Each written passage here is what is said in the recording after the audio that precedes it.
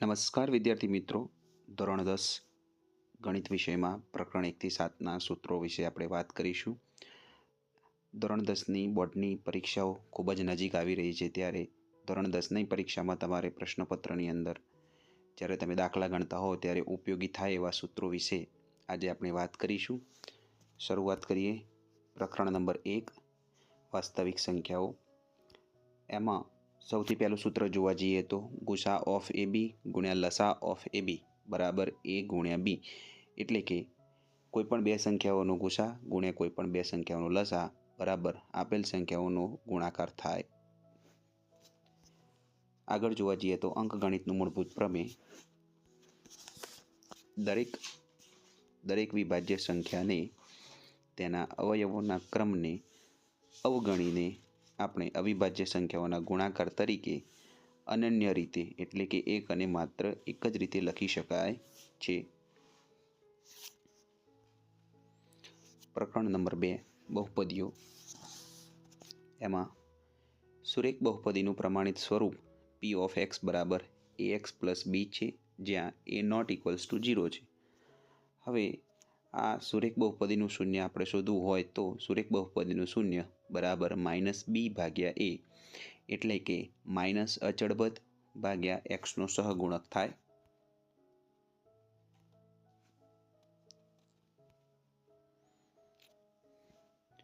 દ્વિઘાત બહુપદીનું પ્રમાણિત સ્વરૂપ p of x બરાબર ax નો વર્ગ વત્તા bx પ્લસ c છે, જ્યાં a નોટ ઇક્વલ્સ ટુ 0 છે. હવે આ દ્વિઘાત બહુપદીના શૂન્યોનો જો સરવાળો શોધવો હોય તો દ્વિઘાત બહુપદીના શૂન્યોના સરવાળાને આલ્ફા પ્લસ બીટા પણ કહે છે, બરોબર. તો આલ્ફા પ્લસ બીટા બરાબર -b ભાગ્યા a બરાબર -x નો સહગુણક ભાગ્યા x ની 2 ઘાતનો સહગુણક થશે. એ જ રીતે આપણે જો આ દ્વિઘાત બહુપદીના શૂન્યોનો ગુણાકાર શોધવો હોય તો એના ગુણાકારને આલ્ફા ઇન્ટુ બીટા વડે દર્શાવાય છે, એટલે કે આલ્ફા ઇન્ટુ બીટા બરાબર c ભાગ્યા a, જ્યાં c એટલે બહુપદીનું અચળ પદ ભાગ્યા a એટલે x ની 2 ઘાતનો સહગુણક. વિદ્યાર્થી મિત્રો, જો પ્રશ્નની અંદર આપણને બહુપદીના શૂન્યોનો સરવાળો એટલે કે આલ્ફા પ્લસ બીટા અને શૂન્યોનો ગુણાકાર એટલે કે આલ્ફા ઇન્ટુ બીટા આપેલ હોય, ત્યારે આપણે જો દ્વિઘાત બહુપદી શોધવી હોય તો દ્વિઘાત બહુપદી શોધવાનું સૂત્ર થશે p ઓફ x બરાબર k બ્રેકેટમાં x નો વર્ગ ઓછા alpha plus beta x plus alpha into beta.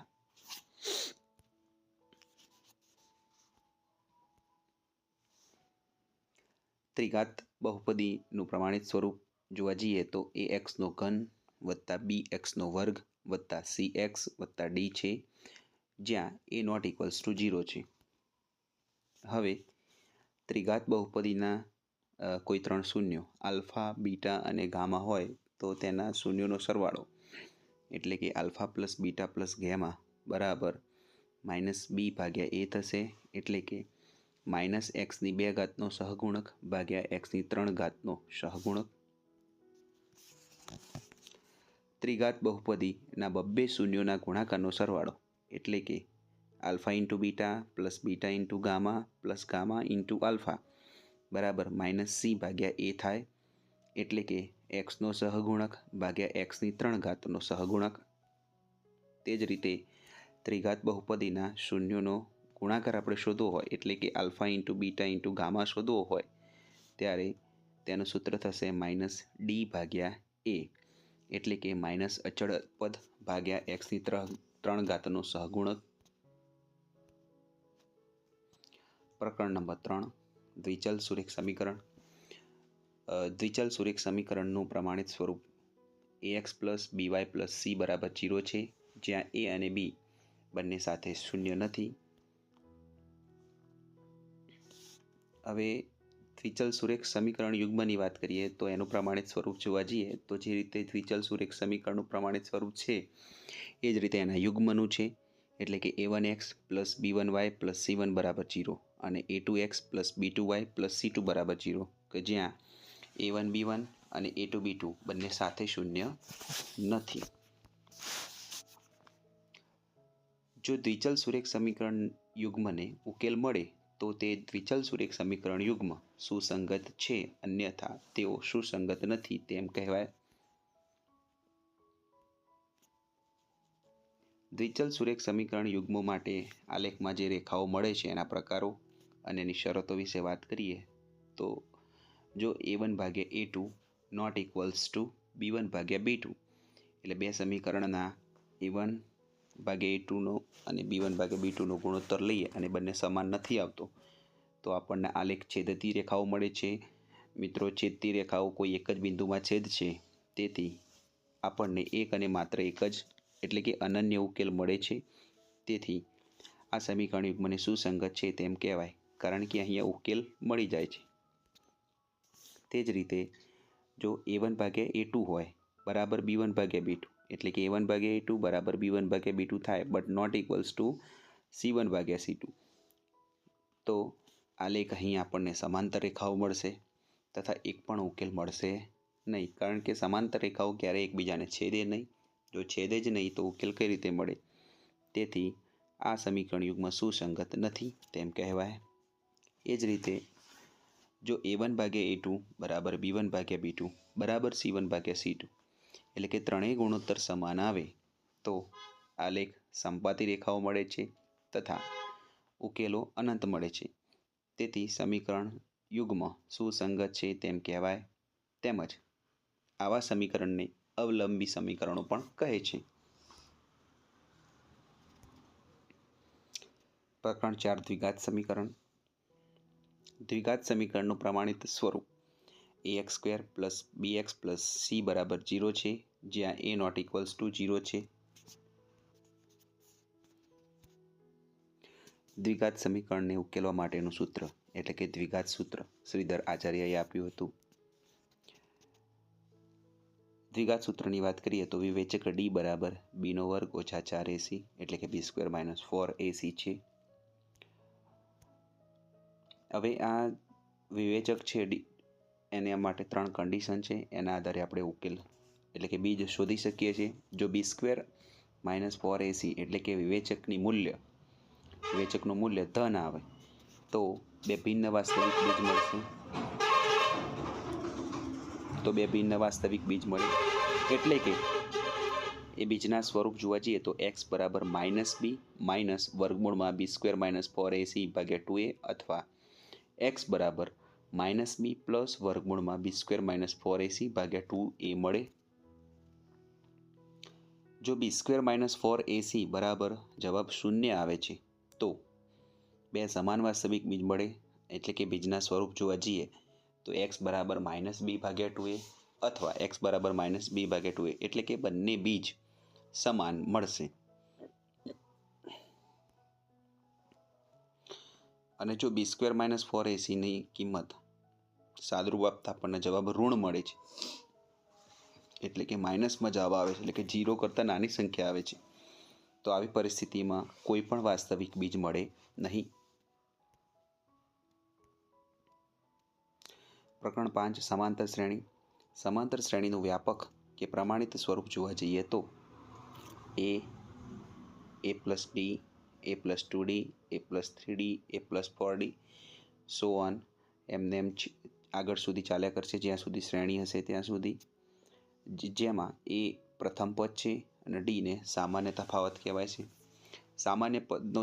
સામાન્ય તફાવત શોધવા માટે આપણે કોઈ પણ બે પદમાંથી શોધી શકીએ છીએ, એટલે કે આગળના પદમાંથી એના પહેલાંનું જે પદ બાદ કરો તો તમને સામાન્ય તફાવત મળશે.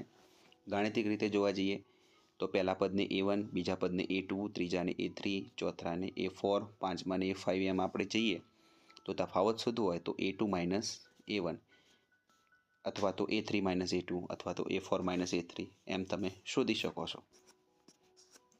સમાંતર શ્રેણી આપેલી હોય અને એને તમારે કોઈ એનું n-મું પદ શોધવું હોય તો n-મું પદ શોધવાનું સૂત્ર an બરાબર a + n-1 ગુણ્યા d છે, જેમાં n-મું પદ એટલે કે an, a એટલે પ્રથમ પદ અને d એટલે સામાન્ય તફાવત.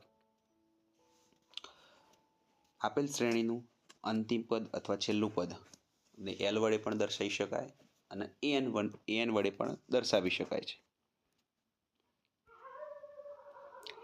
હવે સમાંતર શ્રેણીના પ્રથમ n પદોનો આપણે સરવાળો શોધવો હોય તો એનું સૂત્ર થાય Sn બરાબર n ભાગ્યા 2 કૌંસમાં 2a પ્લસ n-1 ગુણ્યા d છે, જેમાં n પદોનો સરવાળો, n પદોના સરવાળાને આપણે Sn તરીકે દર્શાવીએ છીએ.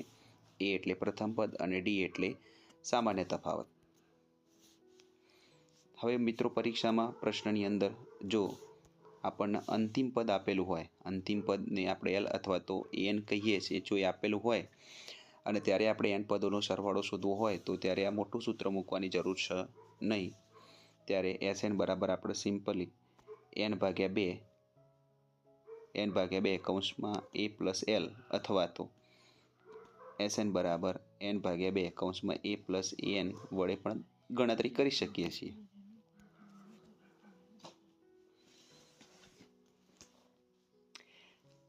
an શોધવા માટે તમે આ સૂત્રનો પણ યુઝ કરી શકો છો, જેમાં બે ક્રમિક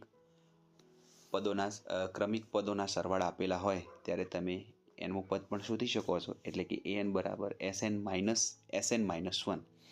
એટલે કે તમારે જો 10મું પદ a10 શોધવું હોય તો તમે S10 માઇનસ S9 કરશો તો તમને 10મું પદ મળી જશે.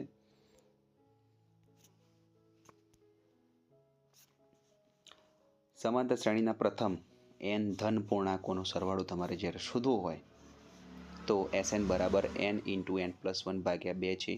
અને આ સરવાળો શોધવા માટે પ્રખ્યાત ગણિતશાસ્ત્રી ગાઉસનો એક પ્રસંગ સંકળાયેલો છે, જે તમે યાદ રાખી શકો છો. એ જ રીતે પ્રથમ n અયુગ્મ પૂર્ણાંકો, એટલે કે પ્રથમ n એકી સંખ્યાઓ આપેલી હોય, 1 + 3 + 5 એમ સો ઓન, અને એનો તમારે સરવાળો શોધવો હોય તો Sn બરાબર n² થશે.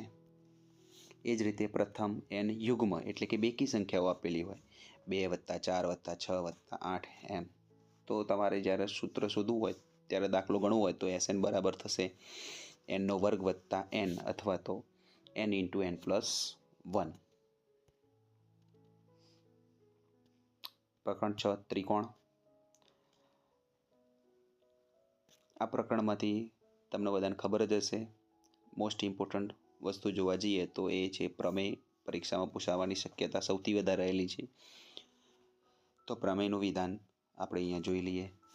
તો સમપ્રમાણતાનું મૂળભૂત પ્રમેય કહે છે કે જો ત્રિકોણની કોઈ એક બાજુને સમાંતર દોરેલ રેખા બાકીની બે બાજુઓને ભિન્ન બિંદુઓમાં છેદે તો તે બાજુઓ પર કપાતા રેખાખંડો તે બાજુઓનું સમપ્રમાણમાં વિભાજન કરે છે. ગાણિતિક રીતે આને સમજીએ તો આપણને જો અહીંયા ત્રિકોણ એક આપેલો હોય કે ત્રિકોણ ABC આપણને આપેલો છે. હવે ત્રિકોણ ABCમાં કોઈ એક બે બાજુ લઈ લઈએ આપણે, AB અને AC. એમાંથી પસાર થતી એક સમાંતર રેખા, એટલે કે નામ આપીએ તો DE દોરીએ તો એનાથી બે રેખાખંડો કપાય છે, આ બાજુ AD અને DB અને આ બાજુ AE અને EC. એટલે કે એનો ગુણોત્તર કેવો રહેશે? સમાન રહે છે. હવે જો દાખલામાં તમને એવું કીધેલું છે કે ભાઈ આ જે બે રેખાઓ છે DE અને BC ને તમારે સમાંતર બતાવીશ, અથવા સમાંતર છે એવું ક્યારે કહી શકીએ? તો તમને જ્યારે AD, DB, AE અને EC ની કિંમતો આપી હોય તો તમે AD ભાગ્યા DB બરાબર અને AE ભાગ્યા EC કરશો અને ગુણોત્તરની કિંમત સમાન આવે તો ત્યારે તમે એવું કહી શકશો કે DE અને BC એકબીજાને સમાંતર રેખાઓ છે. પ્રકરણ 7 યામ ભૂમિતિ. y અક્ષથી કોઈ બિંદુને અંતરને x યામ અથવા ભુજ કહે છે.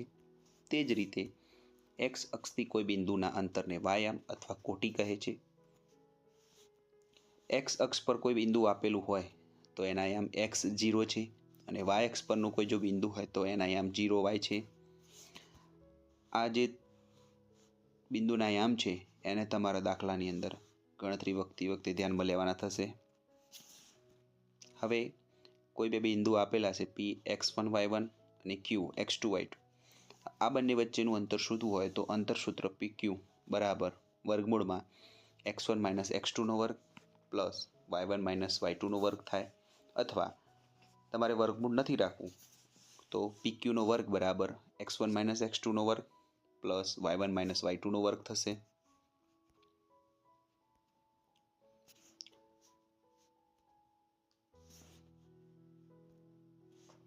બિંદુ Pનું આપણે ઉગમ બિંદુથી અંતર શોધવું હોય તો OP બરાબર વર્ગમૂળમાં x નો વર્ગ વત્તા y નો વર્ગ થશે. આ જે 5મા નંબરનું સૂત્ર છે એ તમારે MCQમાં પણ પૂછાઈ શકે છે. એ જ રીતે બે બિંદુઓ આપેલા છે, એ x1 y1 અને b x2 y2, અને આનાથી જોડવાથી બનતો રેખાખંડ AB એના m1 જેમ m2માં ગુણોત્તર કરતા વિભાજન કરતા બિંદુના યામ અથવા તો વિભાજન સૂત્ર શોધવું હોય તો એ સૂત્ર થશે m1x2 પ્લસ m2x1 ભાગ્યા m1 પ્લસ m2, અને એનો y આમ શોધવો હોય તો m1y2 પ્લસ m2y1 ભાગ્યા m1 પ્લસ m2 થશે.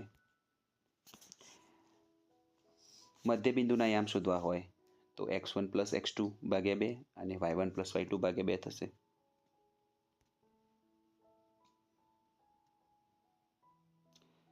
હું આશા રાખું છું કે તમને આ વિડીયોમાં ખબર પડી હશે. બીજા જ આવા વિડીયો જોવા હોય તો તમે ચેનલને લાઇક, શેર અને સબસ્ક્રાઈબ કરો, અને કોમેન્ટમાં જણાવો કે બીજા કયા ટૉપિક ઉપર આપણે વિડીયો બનાવીને મૂકીએ.